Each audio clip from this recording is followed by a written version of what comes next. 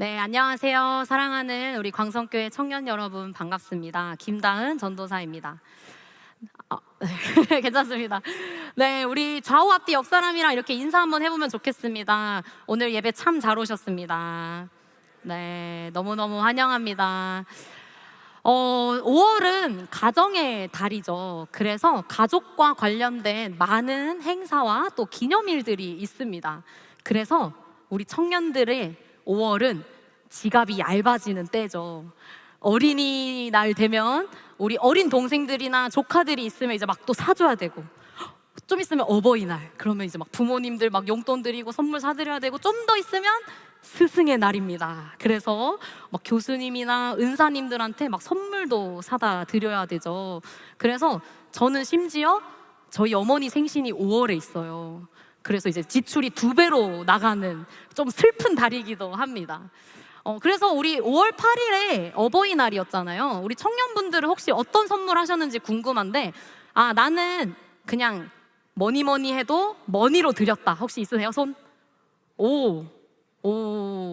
네, 많아요. 좋습니다. 나는 좀 이렇게 선물을 해서 드렸다. 혹시 선물 있으세요? 좋습니다.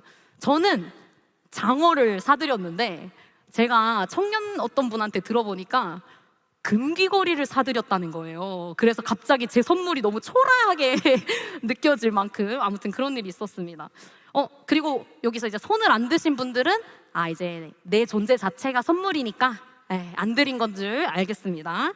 네, 아무튼 우리가 이렇게 부모님에게 효도하고 공경하는 이런 것은 어릴 때부터 굉장히 당연히 학습되어져 왔습니다.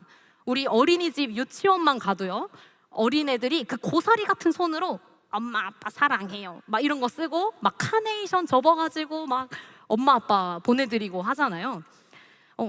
이 부모님을 사랑하고 존경하는 문화는 우리나라뿐만 아니라 동서고금을 막론하고 전 세계적으로 아주 당연하게 있습니다. 부모가 자신의 아이를 사랑하고, 또 아이들은 자신의 부모를 따르고 공경하는 것이 인간의 어떻게 보면 당연한 모습이기 때문에 우리는 이걸 거부감 없이 받아들입니다. 저에게 있어서 되게 좋아하는 또 참 스승 같은 분이시죠. 오은영 박사님의 화해라는 책에 이런 말이 적혀 있어요. 부모는 아이에게 우주입니다. 그 우주가 안전하고 그 우주에서 사랑받고 존중받는다고 느끼고 신뢰가 형성되어야 아이는 편안하게 자랄 수 있어요. 부모는 부모라는 이름으로 아이에게 해야 하는 상호작용이 있고 주어야 하는 사랑이 있습니다. 이것은 아이가 부모에게 잘할 때만 주는 게 아니라 조건 없이 주는 것입니다. 네, 그렇습니다. 인간이 태어나면서 처음으로 상호작용을 하게 되는 부모라는 존재는 우주라는 거죠. 그 우주를 우리가 사랑하고 동경하고 따르게 되는 것은 참 당연한 일입니다. 그래서 우리가 태어나서 처음 만난 관계이자, 또 유일하게 우리가 살아가면서 자유의지로 선택할 수 없는 아주 특별한 관계가 부모와 자식의 관계입니다. 그래서 하나님께서 왜 이렇게 특별한 관계를 주셨을까 이렇게 생각을 해봤을 때요, 하나님이 자기와 우리의 관계를 은유적으로 표현하시려고 부모 자식의 관계를 만들어주지 않으셨을까, 이런 생각을 하게 돼요. 왜냐하면 부모님들이 이런 말씀을 하시죠. 내가 너를 낳아보니까 하나님의 마음을 알겠다, 뭐 이런 말씀도 하시고요. 아니면 정말 무조건적인 사랑이라는 게 부모 자식의 그런 사랑에서, 원초적인 관계에서 나오기 때문입니다. 근데 여러분, 제가 오늘 설교에서 하고 싶은데 이야기가 하나 있습니다. 하고 싶은 이야기가 있는데요, 자녀이기에 당연히 부모를 공경하고 사랑할 수 있을까요? 자녀라는 이유만으로 우리는 부모님을 사랑할 수 있을까요? 우리는 수많은 삶의 경험과 또 수많은 미디어 매체의 이야기 속에서 소위 부모 노릇을 못하는 경우들을 왕왕 보게 됩니다. 오은영 박사님이 말씀하신 것처럼 부모가 아이에게 해야만 하는 상호작용을 제대로 하지 못하는 경우에 그렇습니다. 부모가 돼서 어떻게 자식한테 이런 말을 하지? 이런 행동을 하지? 이런 생각을 살면서 단 한 번도 안 해본 사람이 여기에 얼마나 있을까요? 오늘 우리가 읽은 본문 창세기 9장은 노아 이야기의 마지막 장면입니다. 우리 모두가 잘 알고 있듯이요, 노아는 의인이고 당대의 완전한 자요, 하나님과 동행한 자라고 성경에서 표현합니다. 그래서 죄악으로 가득한 이 세상을 물로 심판하실 때 유일하게 구원하신 가족이 노아의 가족이에요. 노아가 그 중심에 있어요. 그렇게 하나님한테 인정받을 만큼 신앙이 좋고 믿음이 좋았던 이 노아의 마지막 모습은 어땠을까요? 우리 오늘 본문 20절, 21절 말씀을 세번역 성경으로 다시 한번 읽겠습니다. 시작. 노아는 처음으로 포도나무를 심었다. 한 번은 노아가 포도주를 마시고 취하여 자기 장막 안에서 아무것도 덮지 않고 벌거벗은 채로 누워 있었다. 창세기 6장에서 노아를 아까 말했듯이 당대의 완전하고 의인이고 하나님과 동행했던 자라고 말하기에는 그 마지막 모습이 그렇게 아름답지 않습니다. 너무나 실망스러운 모습이에요. 여기서 처음으로 밭을 가는 사람이 되었다라는 뜻은 홍수 이후에 문자적인 의미로서 땅의 사람, 새로운 시대를 시작했다라는 의미를 가지는데요. 여러분, 여기서 노아가 포도나무를 심고 포도주를 만든 게 죄가 아니에요. 왜냐하면 이 모든 게 하나님의 태초에 있었던 창조물이기 때문입니다. 그리고 예수님도 우리와 당신의 관계를 포도나무와 가지의 비유로 신약시대에 얘기하셨고요. 또 예수님께서 잡히시기 전날 밤 제자들과 함께 포도주를 마시면서 예수 그리스도께서 흘리실 보혈을 포도주에 예표하기도 하셨어요. 그래서 노아가 포도나무를 심은 것, 포도주를 마신 것 그 자체가 죄는 아니라는 겁니다. 근데 21절에서 노아는 자기 제어를 하지 못할 정도로 그것에 잔뜩 취해 있습니다. 여기서 취하여는 히브리어로 샤카르인데요, 잔뜩 마시다, 자신을 주체하지 못할 정도로 만취하다라는 뜻을 갖고 있습니다. 그리고 그 결과가 무엇인가요? 노아는 벌거벗었어요. 직역하면 그 자신을 벗었다, 스스로 옷을 벗어 알몸을 드러냈다라는 말입니다. 그래서 이 노아의 마지막 모습을 보고 있으면요, 홍수의 심판은 끝이 났지만 인간의 죄는 여전히 끝나지 않았구나 라는 슬픈 현실을 보게 됩니다.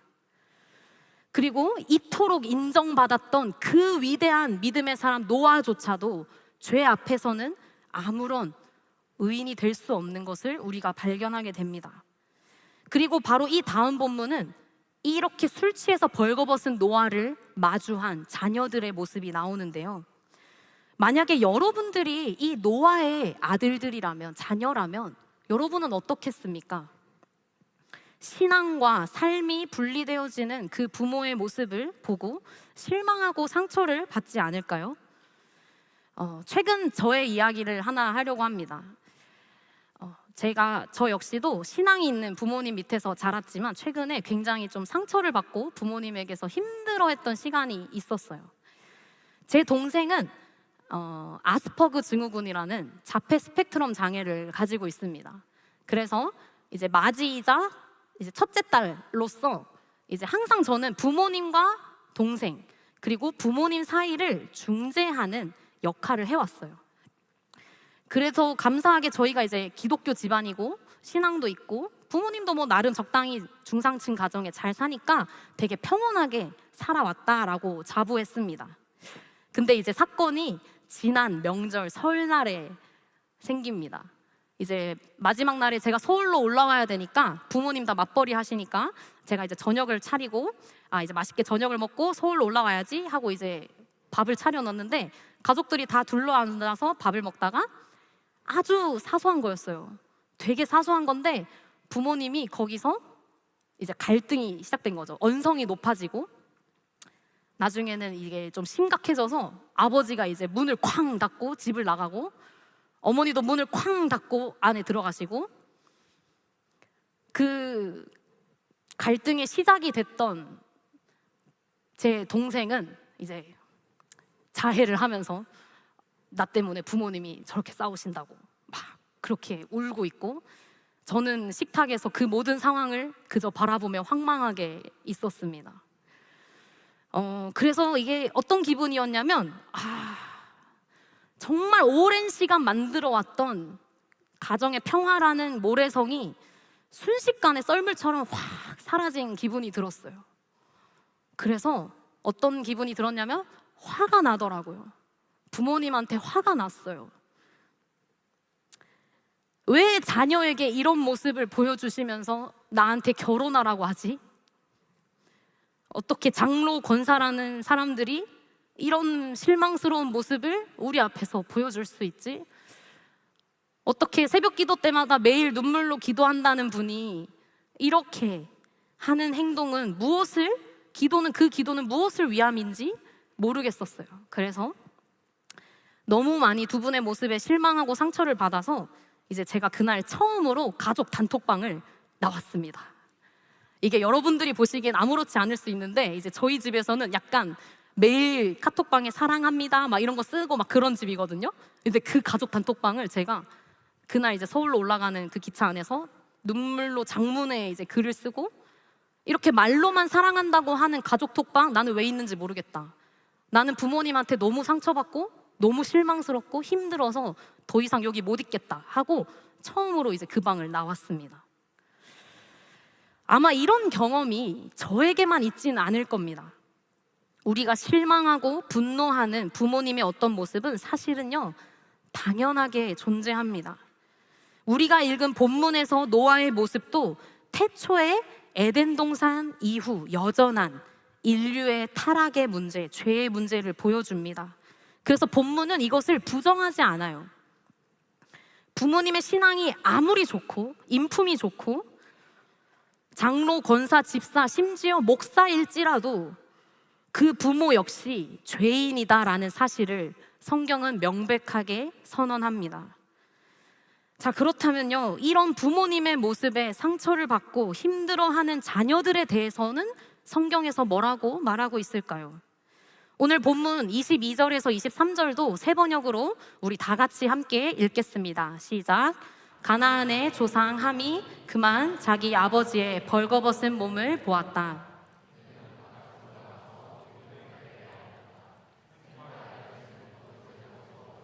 둘이서 그것을 어깨에 걸치고 뒷걸음쳐 들어가서 아버지의 벌거벗은 몸을 덮어드렸다. 그들은 아버지의 벌거벗은 몸을 보지 않으려고 얼굴을 돌렸다. 여기서 노아의 세 아들들의 이름이 나옵니다. 셈과 함과 야벳입니다. 여기서 오늘 저는 이 아버지의 연약한 죄의 모습에 다르게 반응한 아들들의 선택의 문제에 대해서 이야기하고 싶습니다. 함은 노아의 벌거벗은 모습을 보았고 이것을 다른 형제들에게 이야기를 했습니다.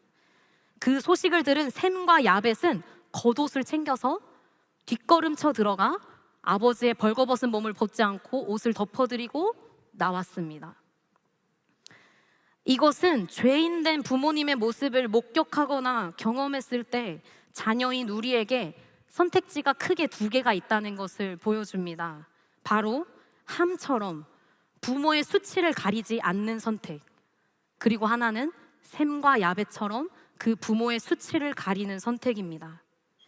여기서 수치를 가린다라는 표현은 부모님의 어떤 그 죄를 타협하자는 말이 아닙니다. 그런 신앙인의 부모도 죄를 지을 수 있는 한낱 인간일 뿐이라는 사실을 인정해야 한다는 것입니다. 부모가 돼서 어떻게 그럴 수 있어? 라고 이야기하기 너무나 쉬운데요, 그게 아니라 부모도 죄인이니까 그럴 수 있어 라고 생각하고자 애쓰는 선택을 하라는 것입니다. 왜 이게 자녀의 선택의 문제로 돌아갈까요? 나에게 상처를 주고 실망시킨 사람은 부모인데 왜 이거는 자녀들의 선택의 문제가 될까요? 왜냐하면 상처와 실망을 준 그 사람들은 부모이지만 상처받은 남은 나의 삶을 살아가야 하는 책임이 바로 나에게 있기 때문입니다. 슬프고 아프지만 이게 우리의 현실이에요. 이것을 인정하는 게 너무나 어렵지만 이걸 인정한다면 우리에게는 치유가 시작됩니다. 함은 노아의 수치를 가리지 않습니다. 그러나 셈과 야벳은 노아의 수치를 가렸습니다. 이 두 사람은 아버지가 전혀 신앙적인 모습을 보이지 못했을 때 그 수치를 가리며 아버지의 그 죄 앞에서 얼굴을 돌리는 선택을 했습니다. 이것은요, 아버지를 위한 게 아니에요. 그들 스스로를 위함입니다. 아버지의 실망스러운 모습에서 자신들을 보호하기 위한 아들들의 선택이고 몸부림이었습니다. 그래서 오늘 이 본문 이후에 술에서 깬 노아가 등장합니다. 그리고 그는 함이 자기에게 행한 일을 알고 함을 저주해요. 그리고 셈과 야벳이 한 일을 칭찬하면서 복을 내립니다. 우리 그 27절에서 24절에서 27절도 새 번역 성경으로 저와 여러분이 한 절씩 돌아가면서 읽겠습니다. 노아는 술에서 깨어난 뒤에 작은 아들이 자기에게 한 일을 알고서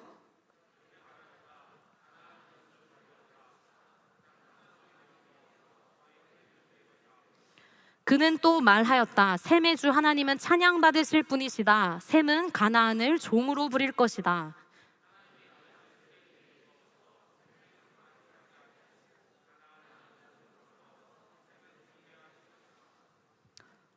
어이가 없죠. 자기가 거나하게 술 취해서 스스로 옷을 벗어서 알몸이 돼가지고 있었는데 자기의 알몸을 봤다고 가나안의 아버지 함을 저주합니다.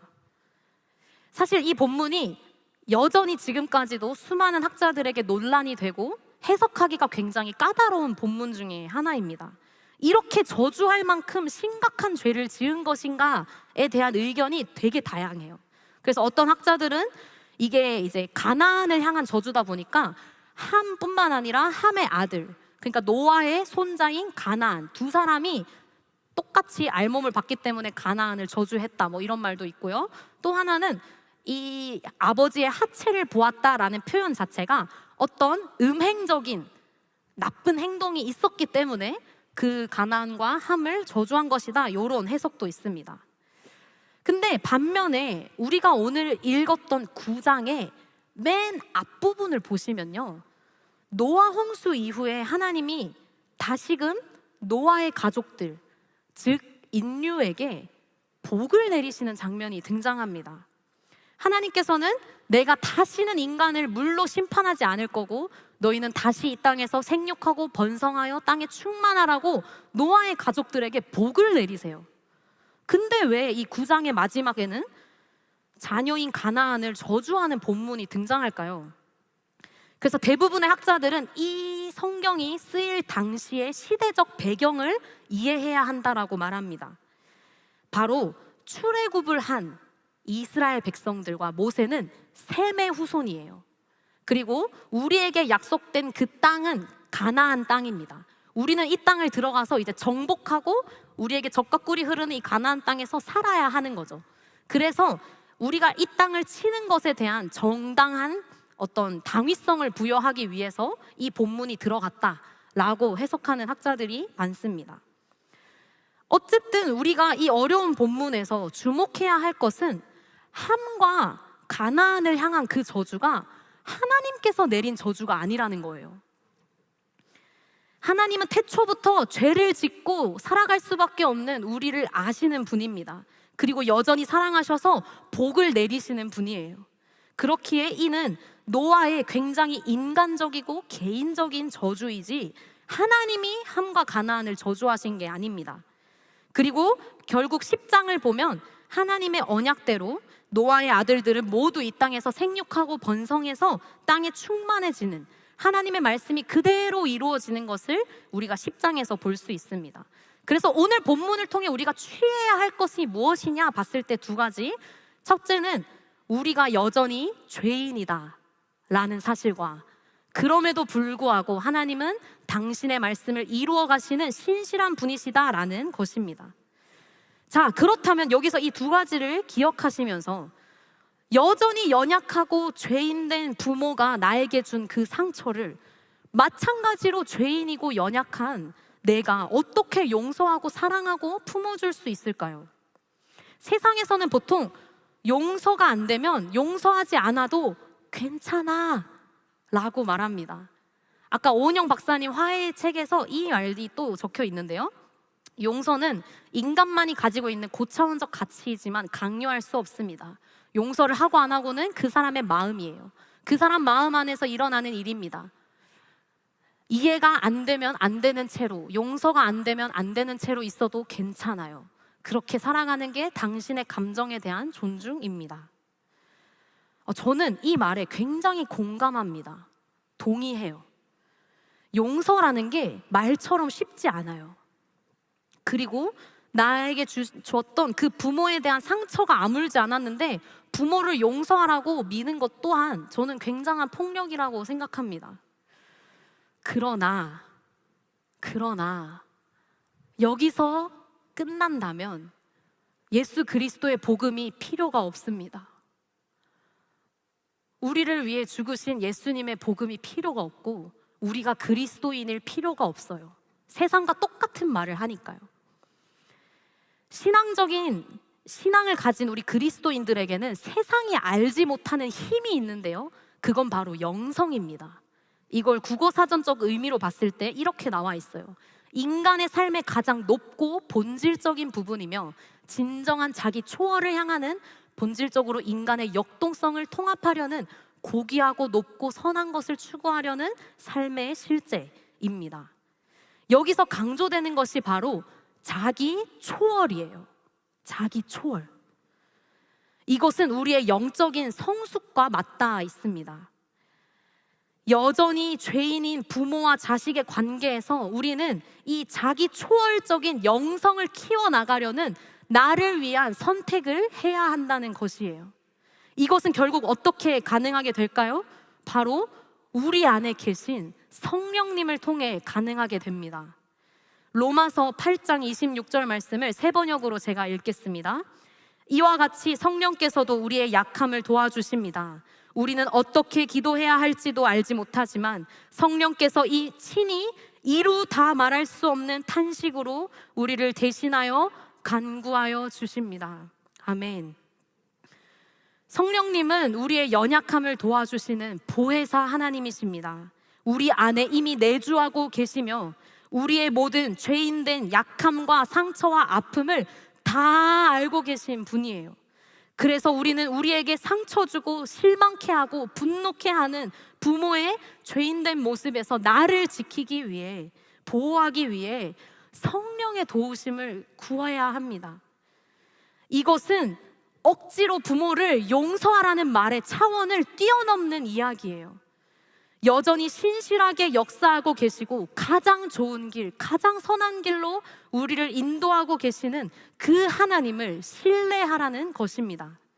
부모를 사랑하라는 이 말씀을 지키기 위해서 성령 안에서 몸부림치라는 것입니다. 우리는 어떻게 기도해야 할지 알지 못하지만 성령께서 이미 말할 수 없는 탄식으로 여러분을 대신해서 기도하고 계십니다. 내 힘으로는 부모님을 사랑하기 어렵고 벌써 돌이키기에 우리의 관계가 너무 멀어진 것 같은 강을 건넜을지라도 단절된 부모와의 그 관계를 위해 성령님은 이미 기도하고 계십니다. 여러분, 때로는 시간이 필요할 수도 있습니다. 왜냐하면 시간 역시 하나님의 영역이기 때문이에요. 저 역시도 아까 말했던 그 부모님과의 사건 이후에 약 2달 정도의 단절한 기간을 좀 가졌습니다. 왜냐하면 이게 제가 이제 아무렇지 않게 얘기했지만 그날의 싸움이 굉장히 심했고 저는 그 모습을 바라보면서 그날을 생각하기만 해도 너무 눈물이 나고 화가 나서 부모님이 용서가 안 되는 거예요. 나랑 같이 그렇게 기도한 우리 엄마가 왜 여기서 나에게 그런 실망스러운 모습을 보여주실까? 굉장히 화가 나서 견딜 수가 없었습니다. 그래서 시간을 좀 가졌어요. 그렇지만 그게 그냥 보내는 시간이 아니라 하나님 안에서 기도하고 성령 안에서 다루심을 받는 시간을 가졌습니다. 그래서 사랑하는 청년 여러분, 혹시 부모님과의 관계에 어려움을 겪고 있는 분들이 계시다면 잠시 하나님 안에서 시간을 가져보시길 바랍니다. 정말 우리의 약함을 위해, 우리의 어려움과 상처를 위해 이미 눈물로 탄식하고 계신 성령님의 그 목소리에 귀 기울이시는 시간을 가지시길 소망합니다. 저는 아까 말했듯이 부모님과 그 서먹한 시간을 약 2달 정도 보냈을 때 결국 나중에는 화해하는 시간을 가졌습니다. 특히 저는 저와 많은 애착 관계를 형성하고 있던 어머님이 저를 이해하지 못할 줄 알았어요. 저에게 화를 내실 줄 알았어요. 니네 아빠랑 사는 건 난데 왜 네가 더 상처를 받아? 라고 사실 얘기하실 줄 알았어요. 근데 부모님도 제가 처음으로 이런 모습을 보여드리니까 많이 놀라시고 또 본인들의 어떤 연약함과 약함을 또 돌아보시는 계기가 되었다고 합니다. 그래서 감사하게도 부모님이 먼저 화해의 손길을 내밀어 주셨고 저도 죄송하다고 미안하다고 말하면서 부모님과 화해를 하게 되었습니다. 성령 안에서 이 시간은 우리 가정이 정말 하나님을 주인으로 섬기는 가정이 되게 해달라고 기도하는 시간이 되었습니다. 그리고 하나님의 때에 가장 좋은 방법으로 부모님과 저희가 서로 이해하며 용납하는 시간을 가지게 되었습니다. 사랑하는 우리 청년 여러분, 성경에서는요, 좋은 가정, 바람직한 가정의 모습은 생각보다 많이 없어요. 오히려 깨어진 가정, 상처받고 실망하고 배신당하는 가정의 모습이 훨씬 많이 등장합니다. 부모가 자식을 차별적으로 사랑하고 때로는 속이고 심지어는 버리고 죽이기까지 하는 그런 모습이 성경에는 더 자주 등장합니다. 이게 무엇을 의미하겠습니까? 성경이 쓰여진 그때부터, 태초부터 범죄한 인류는 부모이건 자녀이건 모두 죄 아래에 있다는 사실입니다. 그럼에도 불구하고 여전히 십계명에서 내 부모를 공경하라 라고 명령하신 이유는 다른 게 아니라 바로 우리를 위함입니다. 출애굽기 20장 12절 말씀 우리 마지막으로 같이 함께 읽겠습니다. 시작. 내 부모를 공경하라. 그리하면 내 하나님 여호와가 내게 준 땅에서 내 생명이 길리라. 아멘. 이 말씀을 잘 보시면 부모를 공경하라는 그 말씀의 중심이 부모에게 향해 있지 않아요. 내 부모, 내 하나님, 내게 준 땅, 내 생명, 바로 우리를 향해 이 말씀이 선포되었습니다. 그렇기에 우리는 셈과 야벳이 자신을 위해 노아의 벌거벗은 몸에서 얼굴을 돌린 그 선택을 해야 합니다. 때때로 마주하게 되는 부모님의 죄 앞에서 여러분을 위해 고개를 돌리셔야 합니다. 그리고 상처받은 우리의 내면을 이미 아시고 말할 수 없는 탄식으로 기도하고 계시는 그 성령님의 도우심을 기도하며 구해야 합니다. 그래서 변하지 않을 부모님을 탓하지 마시고 여러분을 그 상처 가운데 그대로 두지 마시기를 바랍니다. 용서하지 않는 상태를 그대로 품고 살아가지 마시고 나를 초월하여서 역사하시는 성령의 도우심을 구하시기를 간절히 바랍니다. 또 아까 말씀에서 공경하라라고 번역된 히브리어 카바드는요, 존귀하다, 존경하다라는 뜻도 있지만 무겁다, 힘이 든다, 짐이 된다 라는 뜻도 가지고 있습니다. 이 단어만 봐도 부모님을 사랑하고 공경한다는 게 너무너무 무겁고 힘들고 어려운 일이라는 것을 우린 알 수 있습니다. 청년 여러분, 생각보다 우리는 당연하게 부모님을 사랑할 수가 없는 존재입니다. 여러분의 존재도 여전히 죄인이기 때문입니다. 그리고 우리의 생각보다 부모님도 그렇게 성숙하시고 완전하신 존재가 아니에요. 왜냐하면 부모님도 여전히 죄인이시기 때문입니다. 그래서 자녀된 우리는 성령 안에서 부모의 연약함을 위해 기도하며 사랑하기 위해 몸부림쳐야 합니다. 우리의 힘과 노력이 아니라 오직 성령의 능력으로 인해 연약한 우리의 부모를 용서하고 사랑할 수 있기 때문입니다. 오늘 설교를 준비하면서 되게 많은 걱정을 했습니다. 이제 어버이 주일이니까 부모님을 사랑해라, 공경해라 이런 말을 해야 할 것 같은데 자꾸 제 마음에 부모님에게 상처받은 자녀들을 위한 말씀은 어디에 있을까? 이 생각이 자꾸 계속 드는 거예요. 특히 신앙이 있다고 말하는 부모님 밑에 상처받은 자녀들을 위로해야겠다라는 마음을 많이 주셨습니다. 그래서 설교를 준비하면서 도서관에 가서 책을 찾아봤어요. 근데 부모들을 위한 자녀 신앙교육 이런 책들은 진짜 많이 있는데 상처받은 자녀들을 위로하는 신앙책 없더라고요. 그래서 이런 과감한 주제를 선택하고 기도하며 준비를 하는데 마음이 자꾸 떨렸습니다. 내가 정말 이 말씀을 잘 전할 수 있을까? 잘 모르겠지만 우리 청년들 안에 어떤 상처와 아픔이 있는지 저는 다 알 수 없지만 분명 오늘 이 말씀이 필요했을 한 사람을 위해, 그리고 그 누구보다 저를 위해 오늘 이 말씀을 담대히 선포합니다. 여러분, 부모를 용서하지 않아도 괜찮지 않습니다. 다른 누구가 아니라 바로 여러분을 위해서입니다. 용서하지 않은 채로, 상처 입은 채로 그대로 살아가는 것이 여러분을 위해 옳지 않습니다. 부모를 용서하고 용납하기 힘든 청년들 계시다면 복음이 되어주신 우리의 예수 그리스도 앞에 나아가십시오. 성령의 도우심을 구하십시오. 내 힘으로 용서하거나 이해할 수 없는 모든 것을 성령 안에서 주님, 내가 초월해낼 수 있도록 도와달라고 기도하십시오.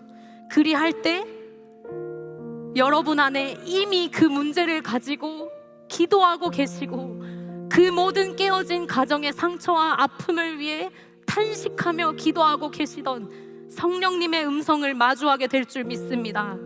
여러분 안에 성령님의 치유하심이 일어나게 될 줄 믿습니다. 말씀을 마치며 데살로니가 후서 2장 16절 17절 말씀을 제가 믿음으로 선포하겠습니다.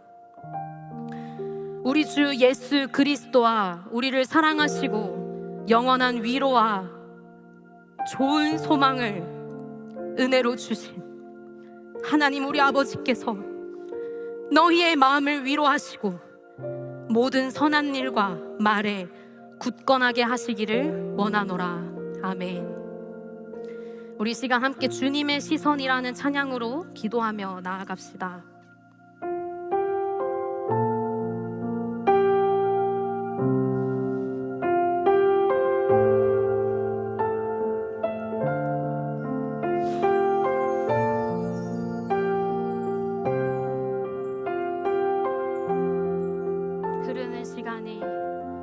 흐르는 시간이 한숨만 남기고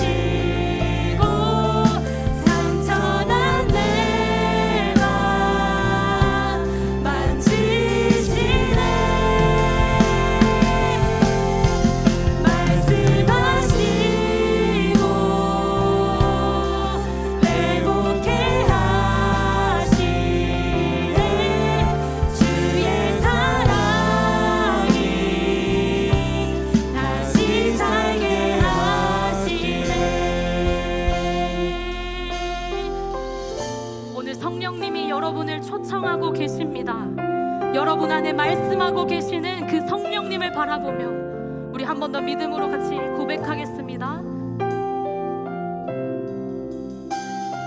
주를 봅니다. 주를 봅니다. 지금 이곳에서 주를 봅니다. 지금 이곳에서 주를 봅니다. 주를 봅니다. 지금 이곳에서 주를 봅니다. 여러분 같이 손을 얹고 같이 기도합시다. 주를 봅니다. 주를 봅니다. 지금 이곳에서 주를 봅니다. 지금 이곳에서 주님을 바라봅니다. 주를 봅니다. 아멘.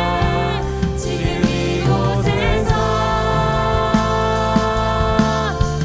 주를 봅니다. 지금 이곳에서 주님의 시선, 주님의 시선, 나를 비추시고 상처난 내 맘 만지시네. 말씀하시고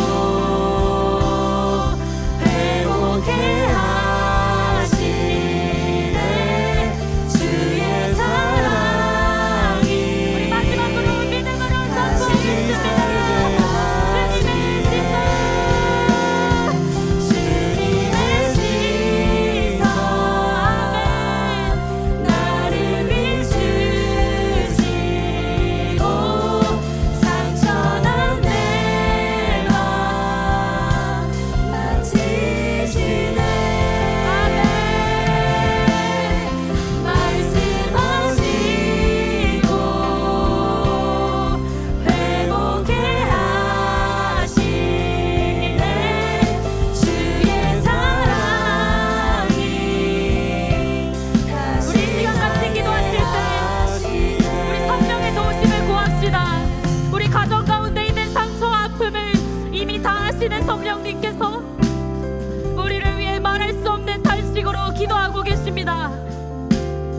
부모의 죄 앞에서 얼굴을 돌려 나를 지키고 보호할 수 있는 선택을 하도록 자기를 초월하는 성령의 힘을 우리에게 달라고 주님의 연약함, 부모의 연약함을 주님의 마음으로 품고 우리가 사랑하도록 몸부림치게 해달라고 우리 이 시간 주여 한번 외치시고 기도하시겠습니다. 주여 주여. 하나님의 도우심을 이 시간 구하며 나아가오니 주님 우리 가운데 역사하여 주셔서 아버지 죄인된 그 부모를 사랑할 수 있는 아버지 하나님 그 사랑의 마음을 우리에게 다하여 주시기를 원합니다. 연약한 우리 마음 가운데 그 성령의 사랑을 다하여 주시기를 원합니다. 하나님 우리 가운데 있자하여 주셔서 우리의 마음을 만져주시고 상처 입은 우리의 영혼들을 치유하여 주시고 하나님의 사랑으로 아버지 하나님, 새롭게 우리 안에 되어 계신 아버지 성령 하나님 하나님 도와주십시오. 하나님 우리가 우리가 나갈 수 있도록 부모의 주님 죄악 우리를 붙들어 앞에서, 주시고 부모의 그 인도하여 연약함 앞에서 주옵소서. 상처받는 나 자신을 오늘도 우리 연약함을 상처 있는 채로 그냥 두지 않게 하나님 하시고 주님 하나님 연약한 그 상태 그대로 두지 않게 하시고 이 시간도 우리 마음 가운데 찾아와 하나님 주셔서 당신을 바라보게 하여 우리 마음을 주십시오. 만드시고 성령의 우리를 위하여 도우심을 구하는 우리 친히 청년들 간구하시는 되게 그 성령 하십시오. 하나님의 우리 초대를 가정 가운데 있는 그 상처 아픔을 이미 주님께서 다 하시고 탄식하며 성령님께서 기도하고 계심을 믿습니다. 우리에게 주어진 그 삶의 자리 가운데 사랑이 있는 자리가 너무나도 많지만 아버지 하나님 성령께서 우리를 도우실 때 우리가 되게 아버지 하나님 우리를 이끌어 주시옵소서. 연약한 우리를 만져주시옵소서. 우리의 마음 가운데 사랑의 마음을 넣어 주시옵소서. 주님 간절히 구하며 나아오니 성령님께는 도와주십시오. 주님의 시선이 이곳에 가득히 임하게 하십시오. 성령 하나님 우리를 정말 불쌍히 여겨주십시오. 상처 입은 은혜를 여겨주시옵소서. 아버지 은혜가 필요합니다. 주님의 그 마음이 우리 가운데 필요합니다. 하나님 하나님 의로하여 시간도 주십시오. 주님 놓고 나아가는 이 모든 청년들 가운데 주님을 주옵소서. 마음을 열고 주님을 맞게 하여 주옵소서. 주님의 사랑의 마음을 닮아가게 하여 주옵소서. 주여 주님 아버지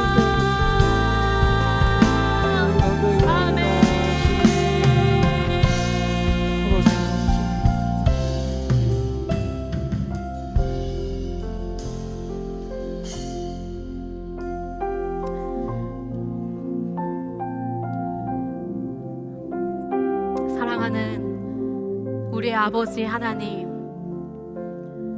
오늘 이 어버이 주일에 두렵고 떨리는 마음으로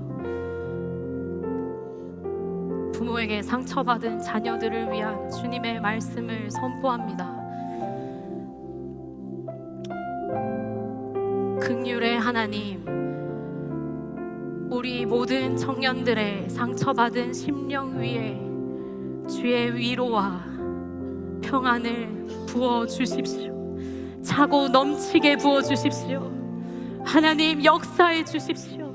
이 가정의 모든 죄악을, 하나님 우리의 부모님의 죄악을, 나의 죄악을 하나님 용서하여 주시고 불쌍히 여겨 주십시오. 하나님 당신의 말씀은 영원히 신실한 줄을 믿사오니 하나님 우리의 가정이 주의 복을 받는 가정 되게 하시고, 부모를 사랑하기 위해 성령 안에 몸부림치며 성령 안에 발버둥치는 우리 청년들의 이 기도를 주님 받아 주시옵소서. 감사합니다. 주님 찬양합니다. 우리의 가정을 회복시키시며 부모를 향한 우리의 마음과 사랑을 회복시켜 주실 우리 주 예수 그리스도 이름으로 함께 기도합니다. 아멘.